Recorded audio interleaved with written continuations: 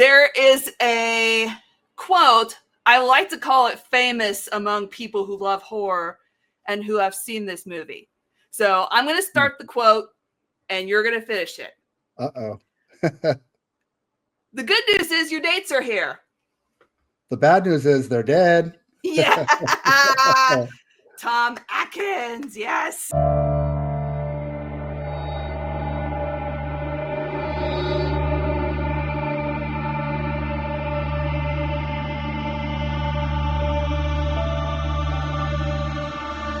Hey everybody, how you doing? It is I, the Terrorific Lady, otherwise known as Brandy, and welcome to Retro Horror School Talks, where I drag on someone kicking and screaming to discuss what else? Awesome retro horror movies. And my latest victim is Jason Bene of Bene's Bloody Bits. So welcome, Jason. It is so great to have you here. Thank you for having me on. And we're going to talk about one of my favorite films from the 80s, Night of the Creeps. So much fun. Yes, but before we dive into that, let everybody know what you do at Bene's Bloody Bits or anything else that you do horror-wise. Well, I've been watching horror films since I was about 5 years old, way back in the day. I started writing for a website in 2009, which is no longer around, so you can't even reference it, called Killer Film. That's kind of where I started to blog and do reviews and interviews and kind of caught the bug. Just loved talking to people, fans, and people in the industry. Then I moved over to print. I wrote for Fangoria and Gore Zone magazine for a while. Cool. And then in 2014, Charles Bane, who is the owner of Full Moon, he started his own magazine called Delirium.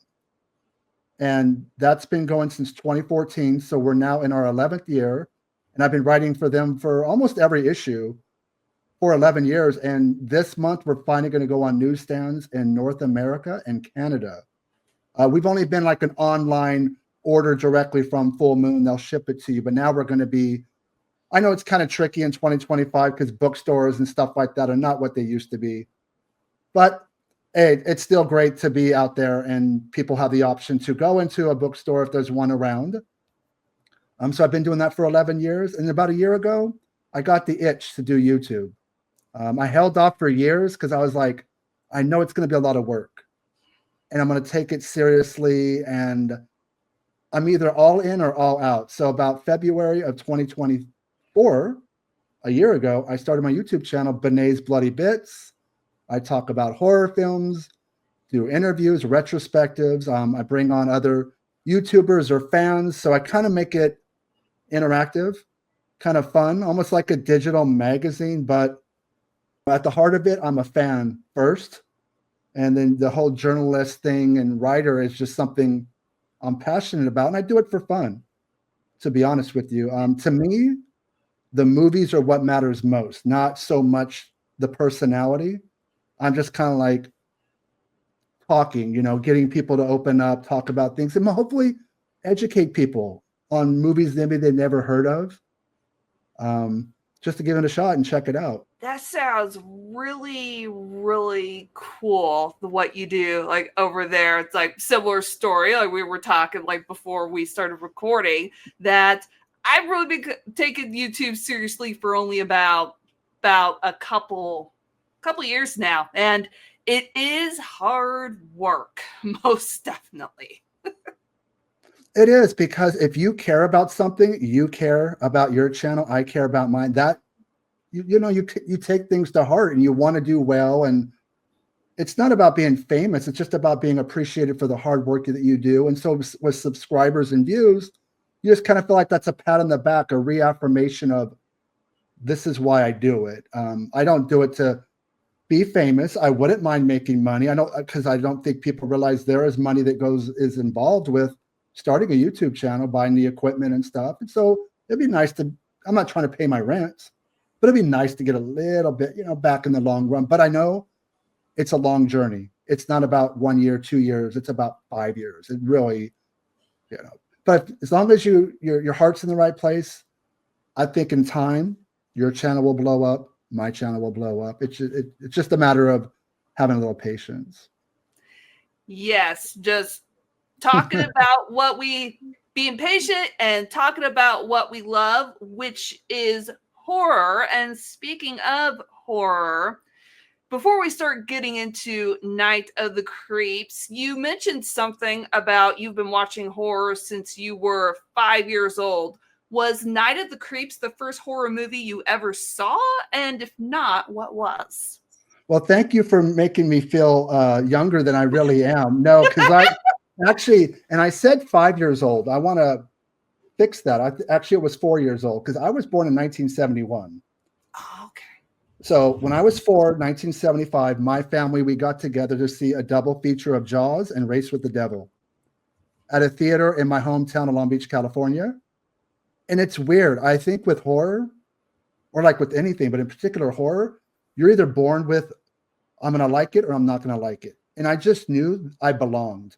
Like watching this film, watching a monster, a shark, whatever this thing was. I don't think I even knew what it was at that age. But the smell of the movie theater, the popcorn, the watching something scary, I knew I was going to spend my whole life watching these kind of films. And it just carried over. So Night of the Creeps was 1986. So I'm 15 years old. And unfortunately, I, like a lot of other people, did not go see it in the theaters. It was not a box office hit, unfortunately. It found its audience where on home video, either cable or VHS, with the whole boom of video stores in the later part of the 80s. So I want to say I rented it first and loved it. But unfortunately, Fred Decker, same with Monster Squad, they were not box office hits. For what, you know what? I think we were in a slasher craze still. We were in a different time in 86. If you look at Night of the Creeps, Monster Squad, they're kind of throwbacks a little bit. They feel like something retro. They don't come off as like the exploitation films of that time.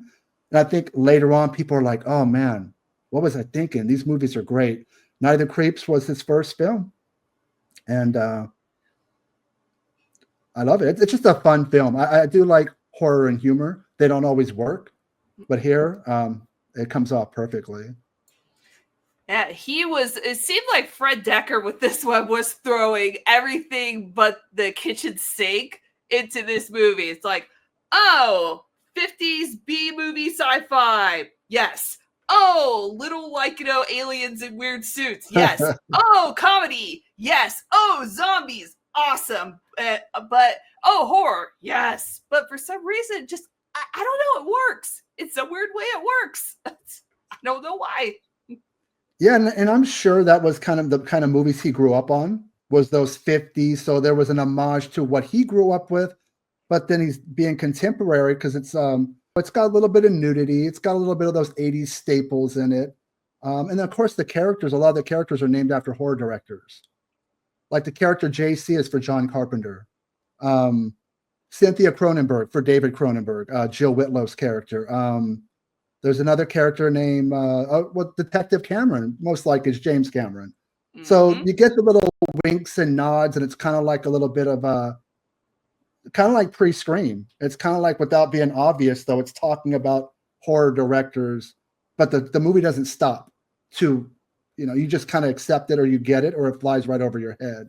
So I like those little winks and nods to the directors of that era from the 80s. I don't know if a lot of people got that when they first watched it. Yeah, it was been a while since I first saw it, so I just watched it recently again last night for the first time in a while. And now I was just thinking, oh yeah, JC, I bet you anything that's probably like has related to John Carpenter or something like that. And then I just went on with watching the movie. So maybe even if you don't overtly get it, maybe you subtly get it, and then maybe a light bulb comes on later. Yeah, I mean, it's kind of meta before that became a term. It really, but it doesn't slow down the film. They say the name, and so it's not looking at the camera and breaking the fourth wall. It's just something Fred Decker was probably an admirer of those guys. And ironically, later on, he would do these Masters of Horror dinners with Mick Garris would host these dinners. And a lot of the people that he referenced, the Night of the Creeps, were at these dinners. So I don't know if they became friends after the fact or way back in the 80s, but it's kind of cool that things came full circle for him, where a lot of those guys became his buddies. I can just imagine just all these horror greats just sitting at this table, just chilling and having dinner. This is so awesome. That's awesome to think about. And you mentioned that not a lot of people saw this movie in the theaters. It wasn't very popular, at least financially. I looked up; it only made $600,000 in the box office, which was kind of sad because you want good horror movies to get their due, at least in the theaters. But you also mentioned that it found its audience on home video, like 80s horror exploded during that era because of rental stores and VHS. So thinking about 80s horror overall as a whole, what kind of impact has it had on you as a horror fan? Night of the Creeps has really stuck with me because as a fan, I have to separate between, like, I think the box office statistics as a fan, they're overrated for me. I think in the long run, it affects the directors. Fred Decker only did, correct me if I'm wrong, he directed Night of the Creeps, The Monster Squad, RoboCop 3. He did an episode of Tales from the Crypt called The Thing from the Grave with Terry Hatcher. So he didn't do a lot of films. And I don't know if that was because he took it to heart. His first two films didn't make a lot of money, or just I don't want to do this for a living. It's not about the quantity of movies you make. It's about the quality. And he's had a solid career. But if you look him up, it really, after the early 90s, there's really nothing he directed, which is unfortunate. I look back and think he should have 10 films under his belt as a director. And he makes such entertaining films. So the impact for me is box office. It's a bummer for the studio, which was TriStar. This is before they merged and became Columbia TriStar. You can never predict what's going on in the air and whether people are going to go see things or not. We still have movies today that bomb at the box office, and then people catch them on streaming a couple months later and go, why didn't I go see that? And Night of the Creeps is that film. The fact is, here we are in 2025, and we're still talking about it almost 40 years later, because it came out in 1986. So it's been put on VHS, DVD, Blu-ray. The Screen Factory just did a 4K of it. If it's not a great film, you're not putting it out on all these different formats. And people are buying them. When people do their list of movies they love, a lot of them do go to the 80s. Just, it's so easy to do. Night of the Creeps, when you think of horror comedies, it's right up there with, all these other different films like Fright Night and these great films that you're like, who cares if it did well? Because at the end of the day, movies are personal, and it's what you take out of them. And when I watch this film, you can't help but smile. It's just a different era. It's a different time. It's practical makeup effects. I really think that James Gunn, before he made Slither, watched Night of the Creeps, because different plots, but we have slugs, alien slugs. And I know James Gunn's a big horror fan, so I don't think he's ripping it off, but I think he's definitely making a little riff on Night of the Creeps. What about you? Night of the Creeps, I know it's been a while since you saw it, but looking back at it now, it's hard to get comedy and horror to work, and it did. I mean, it is, because tonally, horror and comedy are two completely different tones. Horror is meant to bring feelings of fear, shock, disgust. Comedy is meant to make you pretty much laugh till you puke, as I always like to say. But I think the reason why horror and comedy work so well together when it's done right is in just horrible situations. Sometimes you'll find yourself cracking a joke. You'll find yourself looking for a way to make yourself laugh, or to kind of distract yourself from these horrible, awful situations. So I think that's a huge reason, personally for me, why I feel that horror and comedy work so well together. And also, I want to talk about Tom Atkins. He was really on fire in the 80s with The Fog, Escape from New York, Halloween 3, Season of the Witch. But here, I think I might have had the most fun with any role he ever did. He's always saying "thrill me." That's kind of his catchphrase in the movie.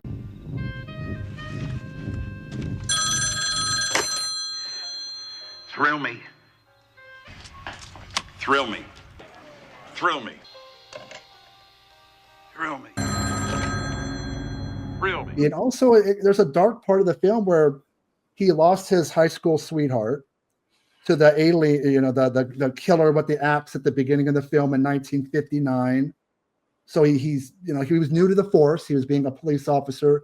He regrets it not working out with her. Of course, he feels horrible about her being murdered. But then spoiler alert, if you haven't seen Night of the Creeps, he, 5, 4, 3, 2, 1. He kills, the guy that kills his girl, and he has like PTSD for years. I mean, there's a point in the movie where he wants to commit suicide. He turns on the stove for the gas, and he kind of duct tapes the doors, and he's ready to kill himself. So though it's a horror comedy, it has its dark element. I think it was the best range that Tom Atkins ever showed. He's funny, he's charming. Jason Lively, the lead, and Jill Whitlow were both in a film together right around the same time as this, called Ghost Chase, which was directed by Roland Emmerich, who made Independence Day.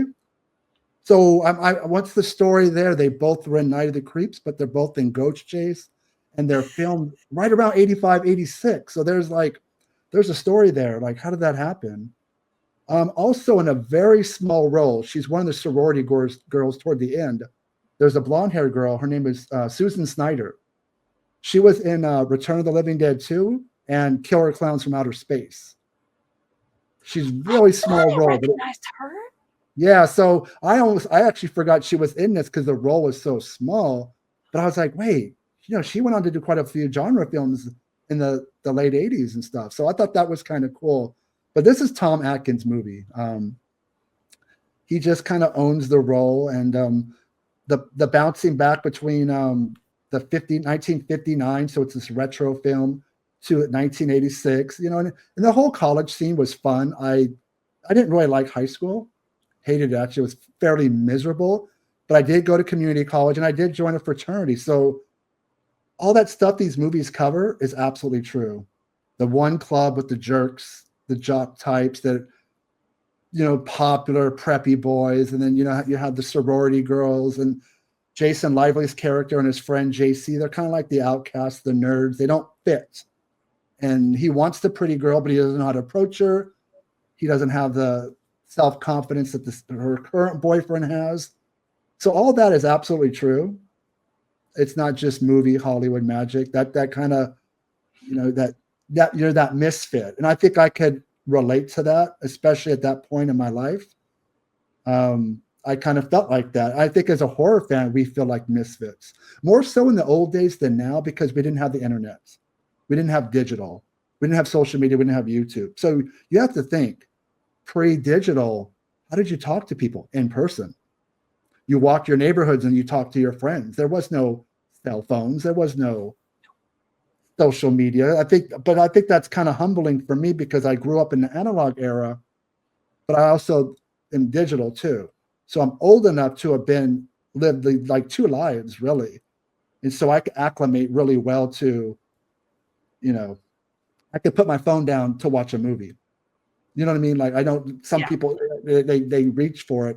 So yeah, Night of the Creeps really hits on a lot of different things that I can pull from my upbringing and from my past. Yeah, it really hit home whenever you said that you straddled the line in between two eras. Like, I was born in 82, so, and I was a kid during the 80s. So I remember a lot about the analog era, but then like when the digital era hit, then you could start, like, as a horror fan, reaching out more towards other members of the community to discuss movies like this. And I think in that way, yeah, that's a positive thing about the internet, is that it's helped us to find more of our people out there.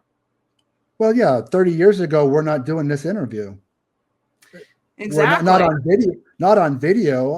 I mean, I guess you could do a phone interview and transcribe it, which is a way you can still do it. But yeah, the whole video age, I mean, I don't take it for granted at all. Like, I'm not one of those old school people that doesn't like digital. I think you just need to know when to. Social media, I think, can be overwhelming for people, and it sucks you in with the negative news and the doom scrolling and all that. You just need to be able to pull yourself out of it.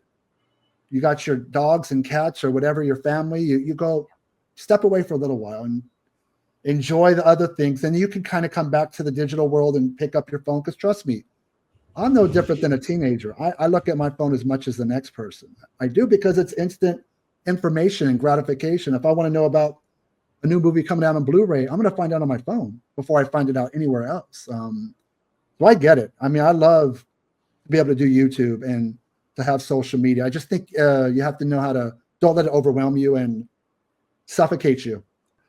I think it's horror fans, and I'm not going to generalize. I think people need, I think they take for granted what we have. There's a lot of negativity. I notice with horror films, even before they come out, people are already like ragging on them or hammering them.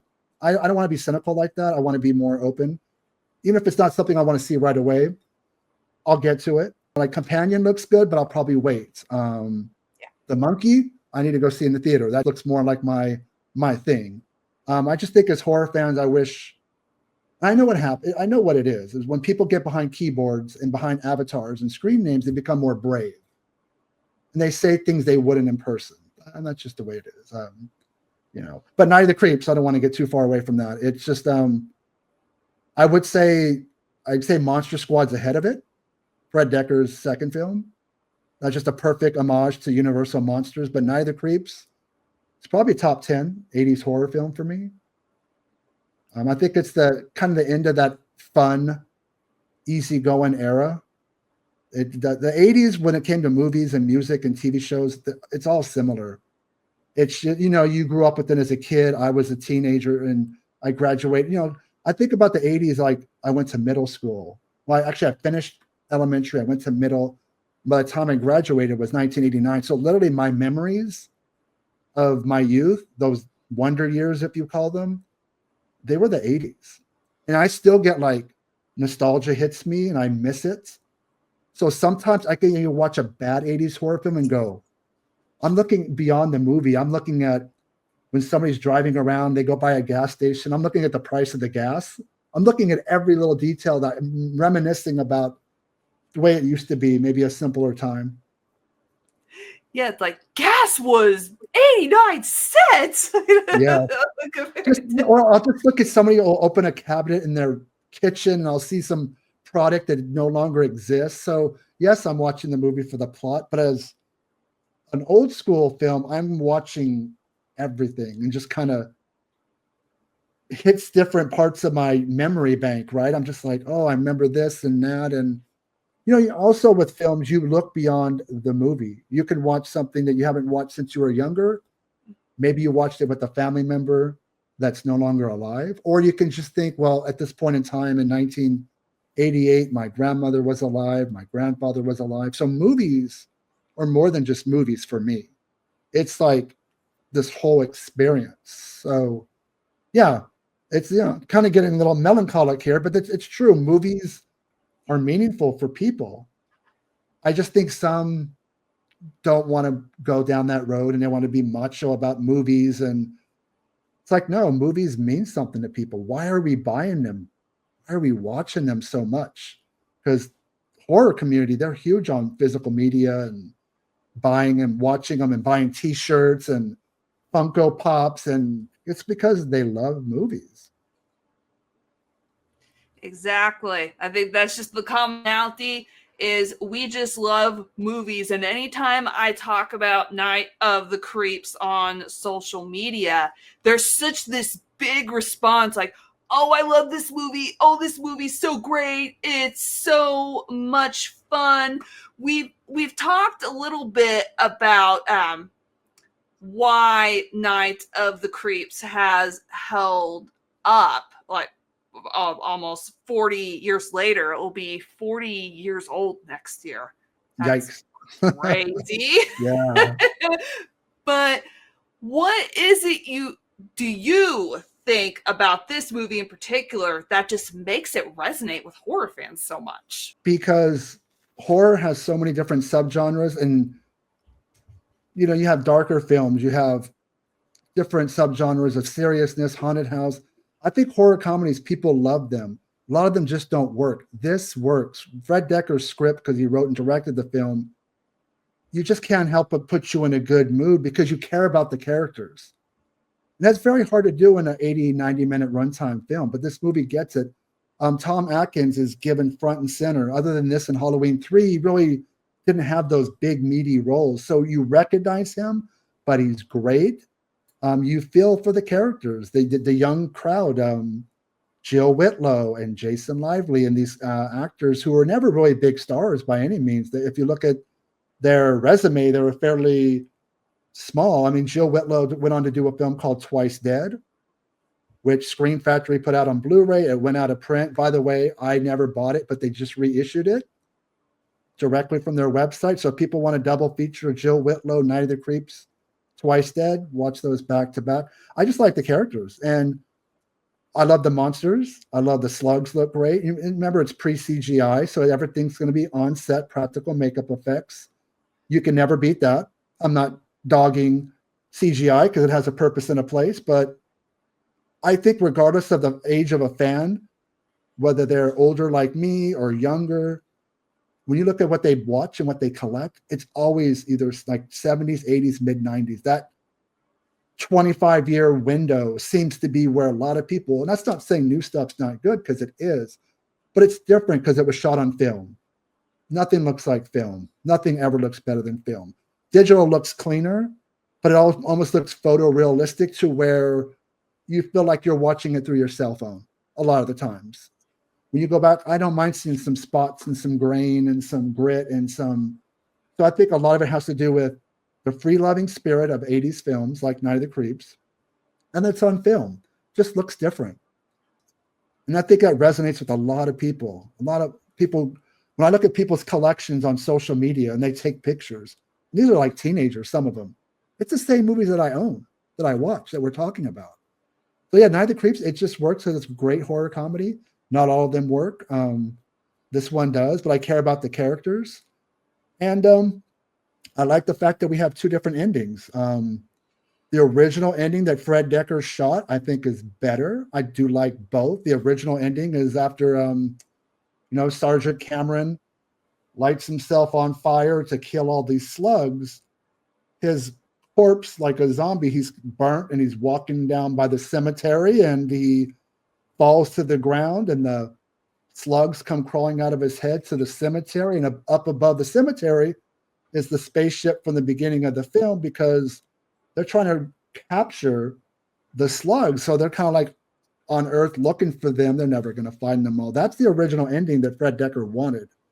I don't know if it was a test screening by TriStar that didn't go well with people, but they went with the ending we have now, where the two main characters, you think the aliens are dead and they kiss. And the dog that caused some chaos earlier in the film, because he has a slug in him, he kind of walks up to Jill Whitlow's character and the slug comes out of his mouth. I don't like that ending as much, because then Jill doesn't survive. Cynthia Cronenberg doesn't survive in that ending. She could die in the other ending, but this one basically says a slug goes into her mouth, and one person we care about is not. They didn't make it, But with the other ending at the cemetery, it's a little bit more vague, and you figure, okay, they'll still be around, but the two leads that we come to care about for this running time are still okay.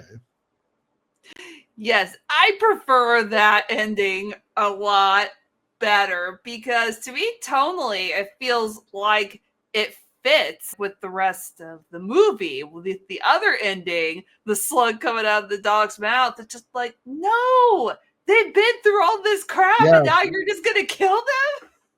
Yeah, it's more of a downbeat ending, and the movie, for the most part, is light, fun-loving, kind of cheerful. You figure they're going to win at the end. I don't know if it was a studio decision based off of test screenings. It could have been. I think it's not a horrible ending, but it's not as good as the graveyard scene.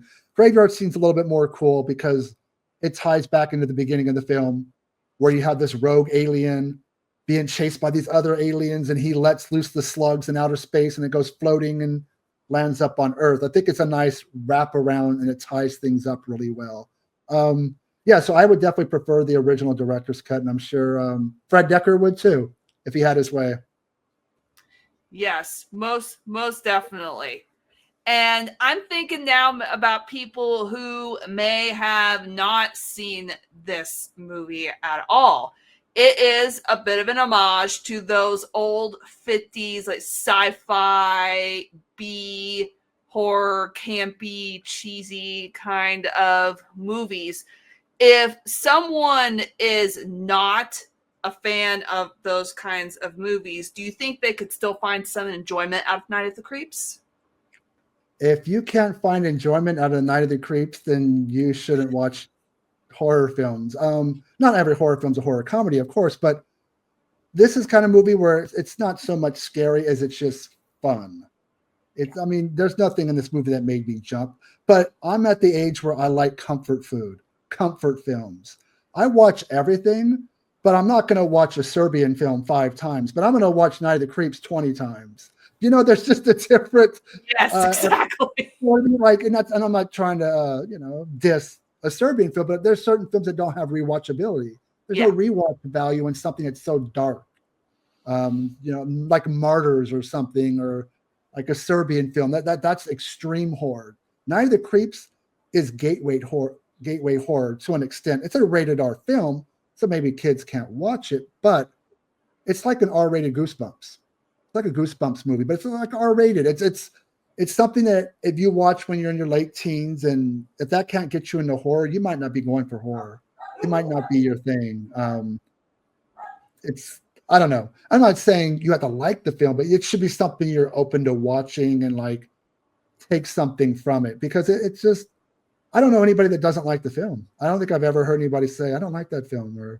And Monster Squad too. I mean, Fred Decker, back-to-back, 1986, 1987. Those 2 films are 2 of the best films, not just of the 80s horror films, but ever, really. They're the blueprint of how you do humor and horror. Monster Squad has been on my list for a very long time. It's something I have not seen yet. I feel just like some people are shocked, like, you haven't seen like this yet? What? Whoa. It's like, yeah, the 80s horror, there's a big long list of it. Just like, give me time. I'm just trying to get through.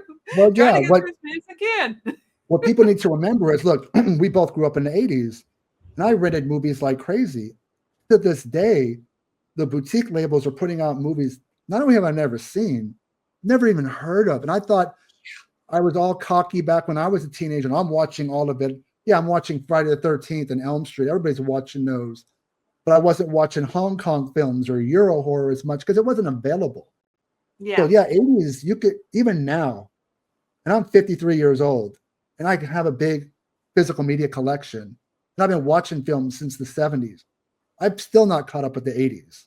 But Monster Squad, Kino Lord would put out a 4K, or you could probably stream it somewhere. I think you'll enjoy it. And the reason that film didn't do well, because everybody was about Freddy Krueger, Michael Myers, Jason Voorhees, Chucky. They didn't give a crap about Universal monsters. This is the crowd I grew up with. They weren't talking Frankenstein and Dracula and Creature from the Black Lagoon. And so it bombed, like Night of the Creeps. But now people are like, damn, what were we thinking? No, that movie is it's perfect. I mean, it's like the Goonies. It's the Goonies meets Universal Monsters.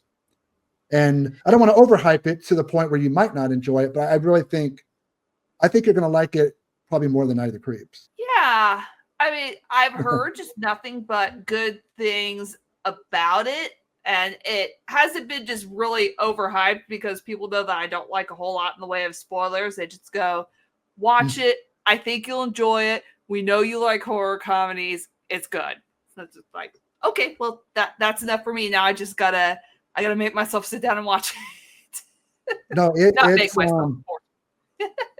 I think you're gonna like it. At worst, you're gonna like. I enjoyed it, but it's one of those films that it holds up. It really does. It just the zeitgeist of the time was 80s slasher film icons were the people were gravitating to and supporting.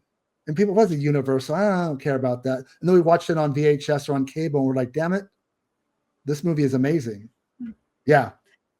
Yeah. Like, you have to let me know. Yeah, I definitely will. Like, I'm thinking about like movies that people feel like they have slept on. It's just like, dang.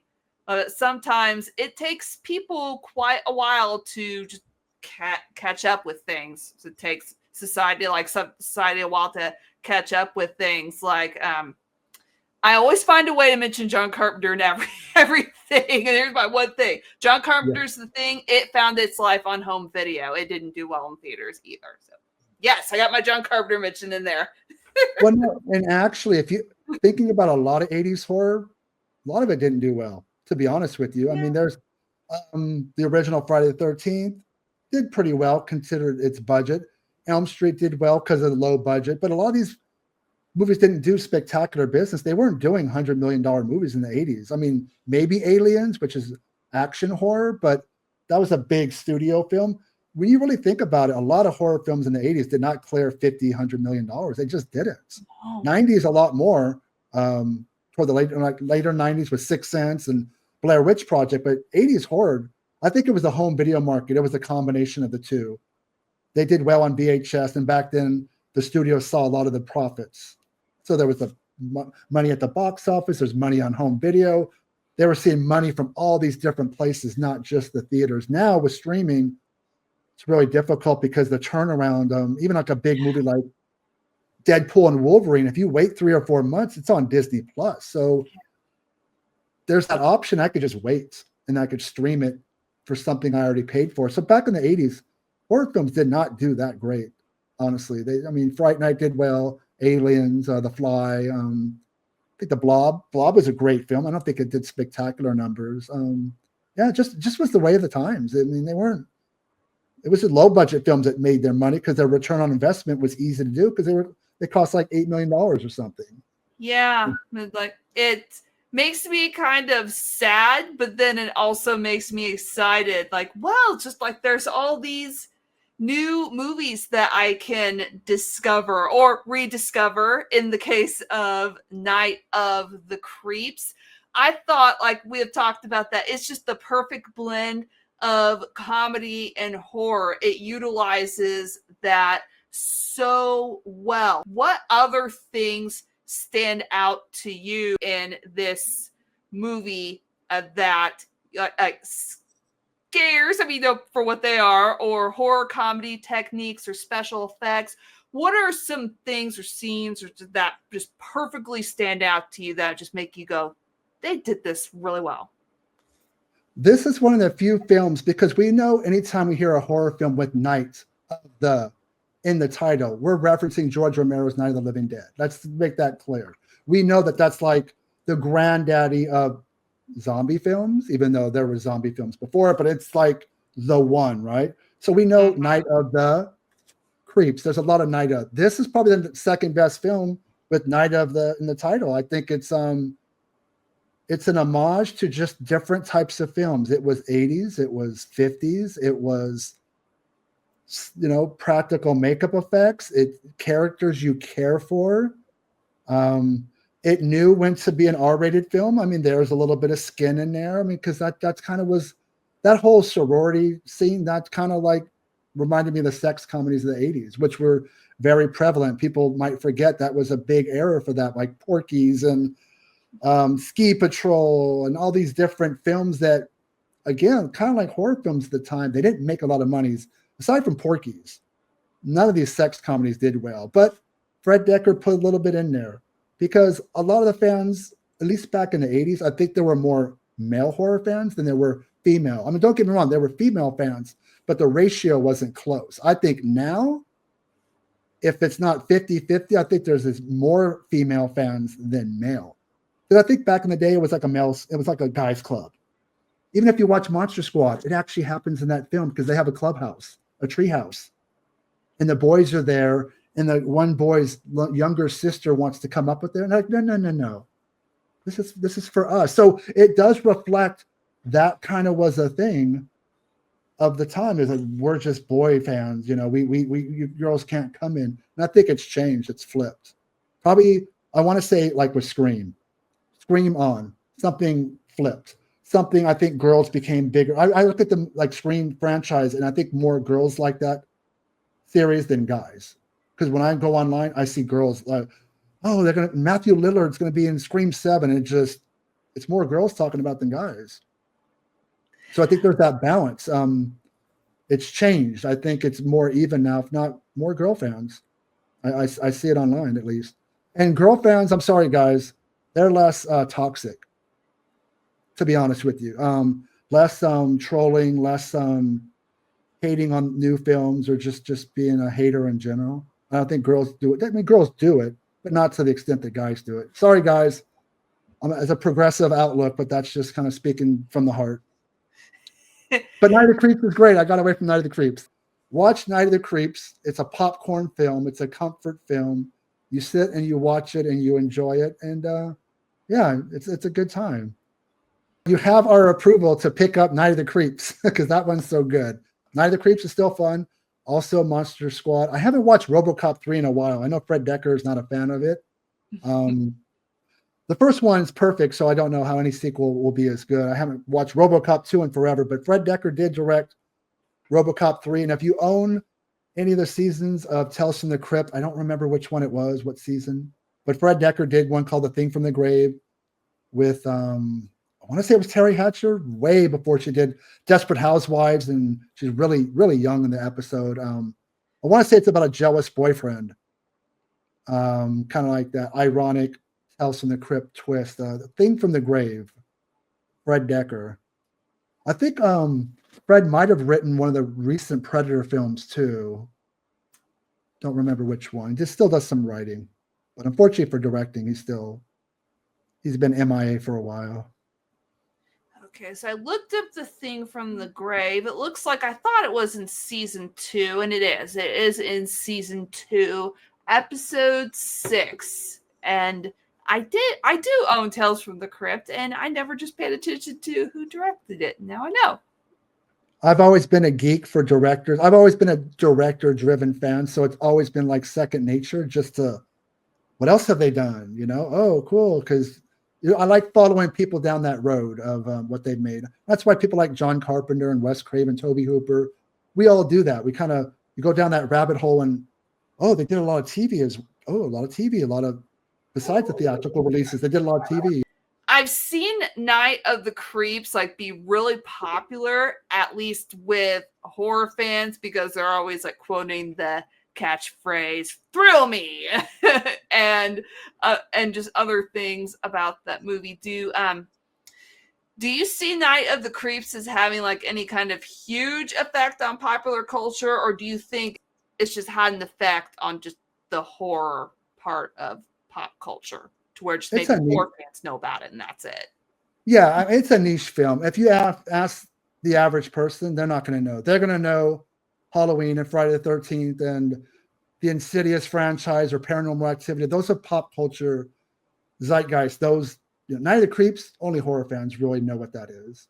It's not that kind of film. It's not you're not going to see it on posters everywhere. It's not, because it's a singular film that wasn't a box office hit. It doesn't have a horror icon to push it into everybody's, memory bank.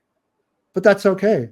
Like, I will say this, like, people get worked up about whether horror films get nominated for Academy Awards. I don't care.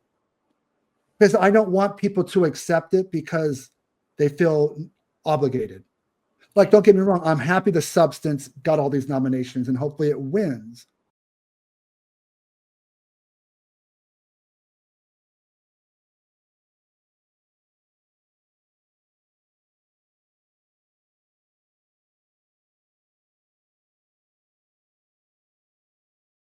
But then once that goes away, the people that voted for it are probably still not horror fans. Look at Silence of the Lambs, which people will say is not really horror, but it is. That was 1991, and it won everything. Best Picture, and it was huge. But here it is all these years later, and, horror is never really going to be accepted. I don't want horror to be accepted. I want it to be our genre, the fans' genre. I don't, Nosferatu gets Oscar nominations and Alien, Romulus, and Substance. That's great. But awards don't mean anything to me. I hope I'm saying this right. I don't believe Alfred Hitchcock ever won an Academy Award when he was alive. I don't believe he won anything. And he's considered the gold standard. Now, he wasn't horror per se. He was horror. He was suspense. He was thriller. I don't think he ever won an Academy Award. And he's considered the GOAT, right? The greatest of all time. So what do Academy Awards or even Grammys for music, what does it mean? Because horror is our genre. It belongs to us because we've been watching it since we were young. We support it. We talk about it. So the Academy Awards to me is like, I don't care. It doesn't change anything. It doesn't change how much I love it. I'm going to watch it and how I'm going to continue to support it. So yeah, when the nominations come out, I'm like, so what? It's okay. Because even if Substance wins Best Picture, then that's great. The next year it's going to be a drama and it's going to be something else. I don't know how you feel about it, but I think awards are just somewhat popularity contest. They can't just be great films. They have to make a little bit of money, but make also some social, cultural impact. They have to have an impact beyond just numbers. And Substance did that. It hit every area. It made money, great genre film, and now it's getting nominations. And I'm sure it deserves it. I haven't seen it yet, so I need to take care of that and fix that. And it's good to see a woman direct it, and get nominated for it. That's always a plus. I think horror has always been inclusive. No field of cinema is perfect, but horror has always been the most inclusive of gays, trans. Is it perfect? No, but I can list 10 women who have directed horror films. I don't know if I could say that for too many other genres. So I think horror has always been the best at that, including everybody, not pushing people out. It's not perfect, don't get me wrong, but it's always been the best genre for representing everybody. Exactly. Like I feel exactly the same way about horror. I love it so damn much. Gonna wax like poetic just about it for a minute. I just love it so damn much. And just like even with movies like Night of the Creeps or just even John Carpenter films, which my mom like turned me on to. John Carpenter's horror films. There's just something about horror where it's just, I don't know, it just makes me feel good. And it's kind of weird, like thinking just about what a movie with zombie, like parasitic alien slugs makes you feel good. Like, but no, it is. It's just like, it's fun. Horror is fun. Pretend horror is much better than the real horrors of the world. It's escapism, always has been. I mean, they make you forget about things for a while and you're like, oh, it puts you in a happy place. That's why we do it. That's why we like, I can't wait to get off work, right? I don't want to be at work. I want to be home watching movies with my cat or my dog, right? I think that's normal for people. I think it was George Romero said it best, like horror films are rehearsals for our own deaths. So in a sense that I think horror fans deal with death in the real world better than other people, just because we watched it. And we don't want to see bad things. Like I hate watching the news, but you put it in a movie, you put it on, it's like theater. It's like, what's that, Grand Guignol Theater in Paris. It's pretend death. It's make believe. And that's what's exciting about it.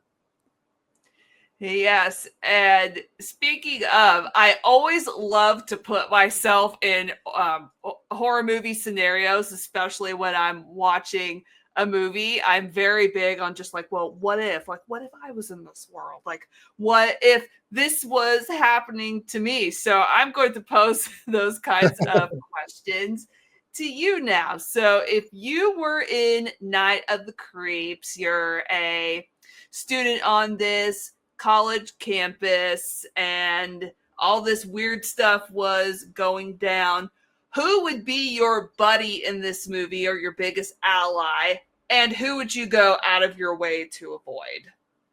So real people or like characters in other films or like people in real life that I know? And as far as the film, so the characters in the film.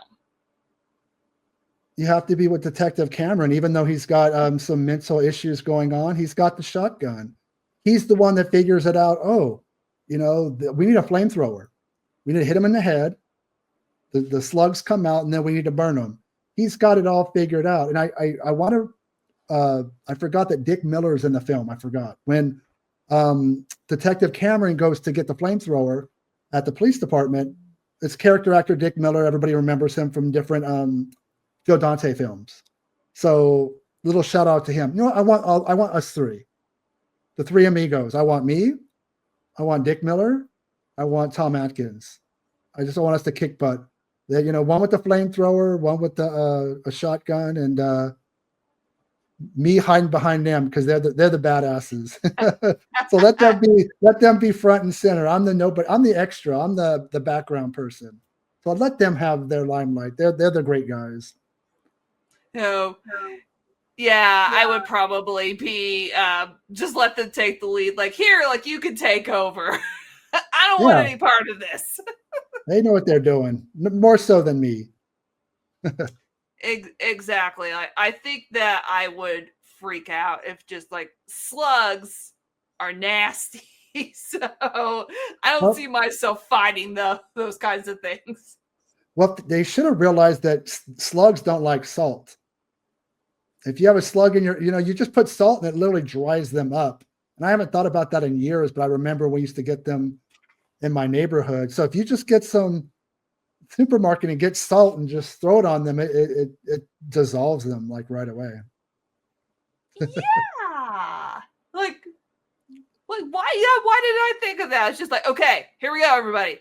We just need big bags of salt and we're just gonna shake it like all shake over. It around.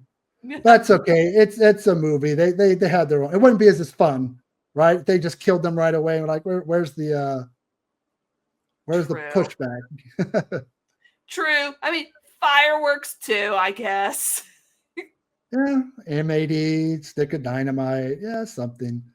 But dynamite? I can't think of wow, that's extreme. But I give them credit. I can't think of a slug. Well, there is actually a film called Slugs, but it came out after this one. I can't think of a slug horror film that was just slugs. That was the main bad guy or monster. Because I like creature features, so that's another reason why I like Night of the Creeps. I mean, slasher films are always the best for me. Right below it is creature features, so nature run amok, monsters, that kind of stuff. That's my jam. Sounds like slashers are my number one favorite kinds of horror movies too. They will always be my jam, probably because I'm an 80s kid and I got to watch them. I wasn't supposed to. Yeah. Good. Yeah. Go 80s. All right. Now we've reached a really fun part of Retro Horror School Talks, is what I like to call the Retro Lightning Round. So I'm going to ask some questions that are related to this movie and try not to overthink it. Just say the first answer that comes to mind. All right. So first question. If you were, again, a what if you were in the movie and you had a girl that you were crushing on that was in a sorority, would you join a frat to impress her? Yes. That's what it takes to get her. Got nothing else going on in school. Why not? Let's go for it. Who do you feel is the movie's MVP? Chris, JC, or Detective Cameron? It's Detective Cameron. He is the movie. He is the one that is willing to sacrifice himself to save everybody else. Yeah. Yeah, I was so sad. But when he but it's just like, well, okay. At least he sacrificed himself for the betterment of the entire town. Exactly. So what do you feel is more iconic? Detective Cameron's Thrill Me or the whole flamethrower stuff? It's Thrill Me because we know about the flamethrower, but we don't quote it. We quote Thrill Me. And I do love Tom Atkins' 80s mustache. Those were so popular back then. And that was a thing. That was, it wasn't overly done. It wasn't porn star, but it was getting there. That's what I always think about every time. It's like, oh, it's a stash. Yes, that was 80s. They were big back then. And if you were going to have a Fred Dekker double feature, so you're going to watch Night of the Creeps and you're going to pair it with one of his other movies, would you pair it with The Monster Squad or would you pair it with RoboCop 3? Yeah, unfortunately, there's not a lot to pick from with Fred. It would be Night of the Creeps and Monster Squad, which I did see on a double feature many years ago at the New Beverly Cinema in LA, which is owned by Quentin Tarantino. And Fred Decker was there in person. So yes, I recommend. Night of the Creeps came out in 86, Monster Squad 87. So I'd watch that one first. Creeps and then Squad, back to back. All right, now the last retro lightning round question. There seems to be a lot of horror remakes that tend to come down the pipeline. So, if perchance Night of the Creeps were ever going to be remade, who would you want to see in the role of Detective Cameron? Man, that's a tough one. Maybe it's a little too much of a comedy person, but somebody like a Jack Black. As long as he could tone down because Tom Atkins' humor in the film, it's kind of deadpan. It's not. So Jack Black, I think, has that charisma. As long as he can scale back, because he's natural by nature a comedian. Right? Yeah. Somebody like him works. He's really good in everything he does. So give me Jack Black as Detective Cameron. Yeah, Jack Black. A little short, but he would do it. Hey, I mean, it's like I couldn't even think of who I would want like in a role like Detective Cameron if they're ever going to remake it. That's a good answer. I like it. All right. Well, we have reached the end, like title credits scrolling on screen. Thank you so very much for coming on and talking about Night of the Creeps with me. It was really awesome to have you here. Thank you, Brandy. And make sure everybody, you like her videos, share, subscribe. It's really tough in the YouTube world to, grow and but we do it for the right reasons. Just remember that. We want, it's a community. Horror's a community. So make sure you share, like, all that good stuff. Yep. And before I let you go for real, do you or would you like to share anything that you're working on that you have coming down the pipeline, or where people can find you on social media and YouTube? YouTube is at Bene's Bloody Bits. Instagram, also Bene's Bloody Bits. Facebook, just my name, Jason Bene. I think I'm on Threads too. It's Bene Bloody Bits. I kind of caught onto that one recently. As far as what's coming next, let's see. I have an interview coming up in the next issue of Delirium, which should be out in a couple weeks. It's actually an old interview. The director has since passed away. He's a filmmaker named Uli Lamel. We did an interview on The Boogeyman from 1980 and The Devonsville Terror, kind of like his two more popular horror films. So that should be out in the next month with Delirium Magazine, which is going to be available on newsstands, but also directly at the Full Moon Direct website. As far as YouTube, I think the most exciting thing I do is a series of videos called Where's the Blu-ray? And I basically kind of pull from my memory movies that have not ever been put on Blu-ray. I'm not even thinking 4K. I'm thinking something on maybe hasn't been available since Laserdisc or VHS or maybe not DVD that need to be on Blu-ray. Because Blu-ray's been around for so long. So recently I did one on, trying to think. Man, I'm drawing a blank. I did one. I can't remember. I have so many things going on in my head. I have a couple films I want to do on like Blu-ray, like Blood Beach has never been put on Blu-ray. I don't think it's been available since maybe VHS, and Where's the Blu-ray? Blood Beach can be one of them. Yeah, and also there's other films I want to do too. I think it's just a fun series to get people talking. It's like a semi-retrospective, but also like, hey, why is this movie not available? Oh, I did one on Jekyll and Hyde Together again. That's a comedy I did.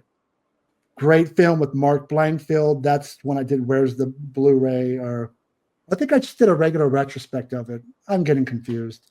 But I think that was just a regular retrospective. That's the problem. You do so many videos that they all blur together and you forget what you did. But I'm going to do one on Blood Beach soon.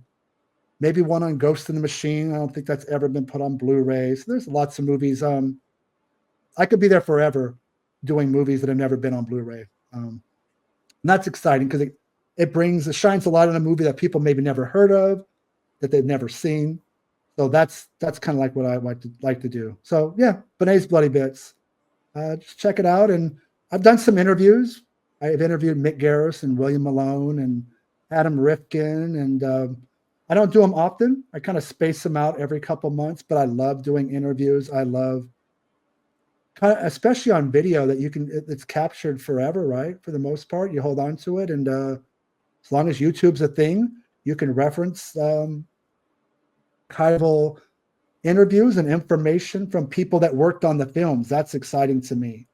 Firsthand, somebody who was on set while this movie was going on. It can give you insight that nobody else can. That's priceless. You can't. Yes. I mean, don't get me wrong. I love being a fanboy and talking, but there's nothing better than talking to somebody that worked on the film. Oh, So, yeah. Definitely. I love those behind the scenes peeks. That's why I'm always watching the special features. Yeah. Yeah. So everybody, make sure that you subscribe to Bene's Bloody Bits, that you follow him on Instagram, so that way you can keep up with all the stuff that he's doing. And I would like to say to everybody, thank you so much for watching this episode of Retro Horror School Talks. Like and share with fellow horror fans, and subscribe if you want to learn more about horror and your favorite horror movies. Class is dismissed, everybody, and I will see you next time. Take care, everybody. Bye.